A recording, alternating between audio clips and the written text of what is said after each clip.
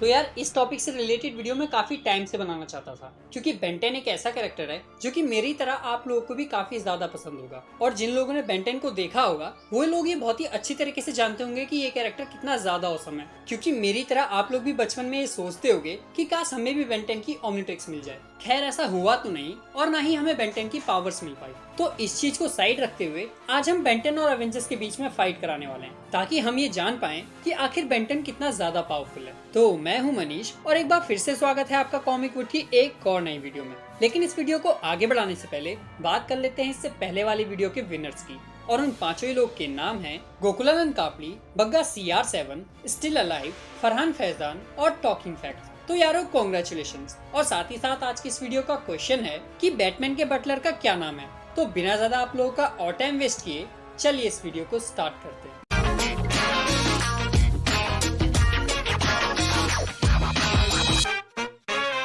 तो Ben Ten versus Avengers की fight कराने से पहले हम इस मैच के कुछ रूल्स भी जान लेते हैं, ताकि जिस चीज से ये वीडियो और भी ज्यादा इंटरेस्टिंग हो पाए। तो फर्स्ट रूल ये है कि बेंटेन इन फाइट्स के दौरान अपने एलियन एक्स का यूज नहीं कर सकता, क्योंकि अगर बेंटेन एलियन एक्स का यूज करने लगा तो हर फाइट को वो काफी इजीली जीत जाएगा। और सेकंड रूल ये आता है कि बेंटेन एक एलियन को सिर्फ एक ही बार यूज कर सकता है, क्योंकि किसी पावरफुल एलियन को बार बार यूज करने से वो हर मैच को काफी इजीली जीत सकता है। पर बेंटेन के पास ये छूट है कि वो अपने मास्टर कंट्रोल का यूज इन मैच के दौरान कर सकता है। तो अब जब हमने सारे रूल्स को जान लिया है तो एक एक करके बेंटेन को एवेंजर से लड़वाते हैं। तो यहाँ पर जो सबसे पहला एवेंजर बेंटेन के सामने आने वाला है वो है एंटमैन। अब एंटमैन की पावर क्या है ये तो हम सभी लोगों को पता है, जहाँ वो अपने साइज को काफी इजीली कम या ज्यादा कर सकता है। वो चाहे तो एक चींटी के साइज का हो सकता है या फिर अपनी बॉडी का साइज बढ़ाकर जायंट मैन भी बन सकता है। अब यहाँ पर बेन एंटमैन से फाइट करने के लिए नैनोमैक या फिर वाइल्ड वैन का यूज कर सकता है, क्योंकि जब एंटमैन अपना साइज कम करेगा तो यहाँ पर नैनोमैक एंटमैन को काफी इजीली डिफीट कर देगा। और अगर एंटमैन अपने साइज को बड़ा कर जायंट मैन बनता है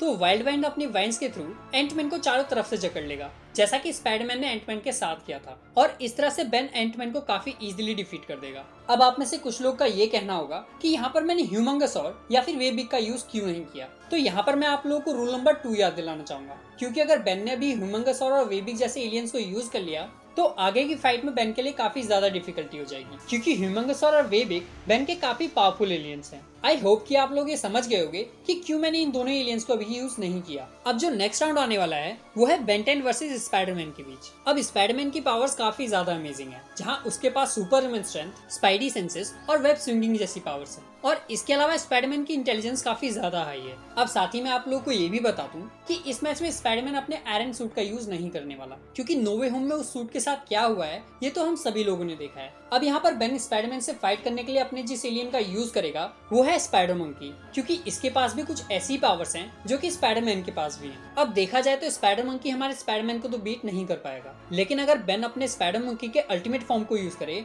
तब जाकर वो हमारे स्पाइडरमैन को कड़ी टक्कर दे सकता है, क्योंकि अल्टीमेट स्पाइडर मंकी बहुत ही ज्यादा पावरफुल एलियन है। लेकिन फिर भी स्पाइडरमैन अगर अल्टीमेट स्पाइडर मंकी को हरा दे तो बेन बिग चिल बनकर हमारे स्पाइडरमैन को काफी इजीली डिफीट कर देगा, क्योंकि बिग चिल के पास एक ऐसी पावर है जिसकी हेल्प से वो किसी की बॉडी से पास होकर उसको अंदर से जमा सकता है। इसी वजह से इस मैच को भी बेन काफी इजीली जीत जाएगा। अब जो नेक्स्ट राउंड होगा उस राउंड में कैप्टन अमेरिका और ब्लैक पैंथर मिलकर हमारे बेंटेन से एक साथ फाइट करेंगे। ये दोनों ही कैरेक्टर्स स्ट्रेंथ, स्पीड और ड्यूरेबिलिटी के मामले में काफी ज्यादा सिमिलर हैं। जहां एक के पास वाइब्रेनियम शील्ड है तो वहीं दूसरे का पूरा सूट वाइब्रेनियम से मिलकर बना है। अब इन दोनों ही कैरेक्टर से फाइट करने के लिए बेन को एक ऐसा एलियन चुनना पड़ेगा जो कि वाइब्रेनियम को काफी तगड़ी टक्कर दे पाए। तो यहाँ पर बेन अपने डायमंड हेड का यूज कर सकता है, क्योंकि डायमंड हेड के क्रिस्टल्स काफी ज्यादा स्ट्रॉन्ग माने जाते हैं। अब डायमंड हेड वाइब्रेनियम को कट कर सकता है या फिर नहीं ये तो नहीं मालूम, लेकिन डायमंड हेड कैप्टन अमेरिका और ब्लैक पैंथर को बीट कर सकता है। अब बात करते हैं हमारे नेक्स्ट राउंड की, जो होने वाला है हल्क वर्सेस बेंटेन के बीच। हल्क एक ऐसा कैरेक्टर है जिसके बारे में मुझे आप लोगों को बताने की जरूरत नहीं है,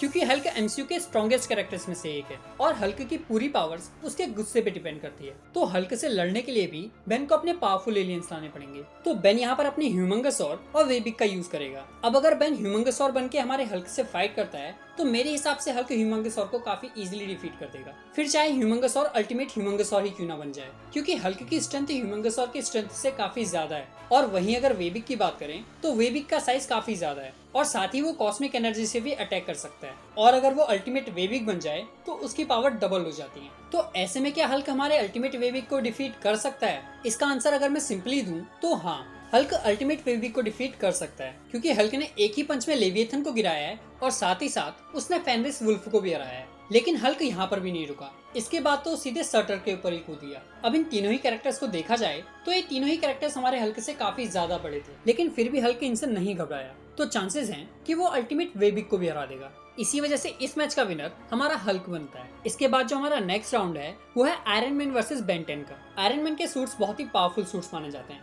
और इस फाइट में आयरन मैन अपने मार्क 85 सूट का यूज करने वाला है। अब आयरन मैन जैसे कैरेक्टर को हराने के लिए बेन को जो एलियन यूज करना पड़ेगा वो होगा अपग्रेड, क्योंकि अपग्रेड के पास ये पावर है कि वो किसी भी तरह की टेक्नोलॉजी को अपने कंट्रोल में कर सकता है, फिर चाहे वो सूट हो या फिर कोई एलियन शिप। अपग्रेड के अलावा बेन के पास एनर्जी नाम का भी एलियन है, जो कि वैसे तो अपने सूट में रहता है, लेकिन जब वो अपने सूट से बाहर आता है तो उसकी पावर्स और भी ज्यादा बढ़ जाती है, जहां वो अपनी पावर से बहुत ही पावरफुल रेडिएशन और हीट को जनरेट कर सकता है, जिसकी हेल्प से वो हमारे आयरन मैन को काफी इजीली डिफीट कर देगा। इसीलिए इस मैच का विनर भी बेन ही बनता है। तो अब जो हमारा नेक्स्ट राउंड है वो है captain Marvel versus Ben 10। Captain Marvel MCU की मोस्ट स्ट्रॉन्गेस्ट सुपर हीरोज में से एक मानी जाती है, जिसके पास बहुत ही डिफरेंट तरह की पावर्स हैं, जिसमें super strength, super speed, durability, flight और एनर्जी प्रोजेक्शन जैसी पावर्स हैं। इसी के साथ ही उसका बाइनरी फॉर्म इन पावर्स को और भी ज्यादा इनहेंस कर देता है। तो कैप्टन मार्वल से फाइट करने के लिए बेन अपने क्रोमा स्टोन और एटॉमिक्स का यूज कर सकता है, जहां क्रोमा स्टोन कैप्टन मार्वल की पावर्स को अब्सॉर्ब करके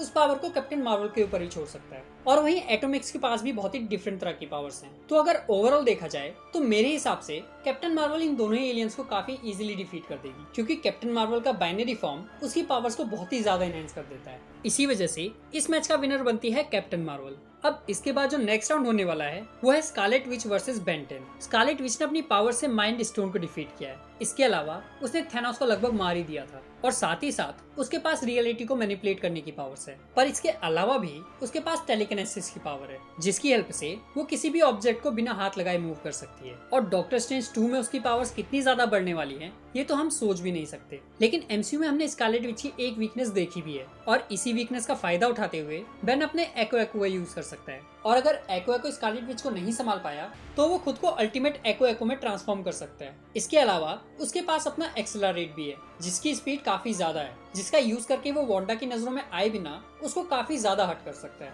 इसी वजह से इस मैच का विनर बेन 10 बनता है। इसके बाद बेन की जिससे फाइट होने वाली है वो है डॉक्टर स्ट्रेंज। डॉक्टर स्ट्रेंज काफी ज्यादा पावरफुल मैजिशियन है, जो कि अपनी मैजिक से लगभग कुछ भी कर सकते हैं। तो डॉक्टर स्ट्रेंज से फाइट करने के लिए बेन क्लॉकवर्क का यूज कर सकता है, जिसके पास टाइम को मैनिपुलेट करने की पावर्स हैं। अब अगर यहाँ पर डॉक्टर स्ट्रेंज के पास टाइम स्टोन होता तो वो इस एलियन को काफी इजीली डिफीट कर देते। पर इसके अलावा भी डॉक्टर स्ट्रेंज के पास काफी सारे ऐसे मैजिक हैं जिनका यूज करके वो क्लॉकवर्क को काफी इजीली डिफीट कर सकते हैं। इसके अलावा बेन घोस्ट स्पीक को भी यूज कर सकता है, जिसकी हेल्प से वो डॉक्टर स्ट्रेंज के माइंड को कंट्रोल करने की कोशिश करेगा। लेकिन यहाँ पे डॉक्टर स्ट्रेंज अपने एस्टर फॉर्म का यूज करके घोस्ट स्पीक को काफी ज्यादा परेशान कर सकते हैं, या फिर वो चाहें तो बेन को हमेशा के लिए मिरर डायमेंशन में ही फंसा सकते हैं। इसी वजह से इस मैच को डॉक्टर स्ट्रेंज काफी इजीली जीत जाएंगे। तो इसके बाद हमारा फाइनल राउंड होने वाला है थॉर वर्सेस बेन 10 के बीच। थॉर एक बहुत ही पावरफुल सुपर हीरो है, जो कि गॉड ऑफ थंडर के नाम से भी जाना जाता है। अब ऐसे कैरेक्टर से फाइट करने के लिए बेन अपने फीडबैक या फिर ग्रैब अटैक का यूज करेगा, जो कि कुछ टाइम के लिए थॉर को परेशान भी कर सकते हैं।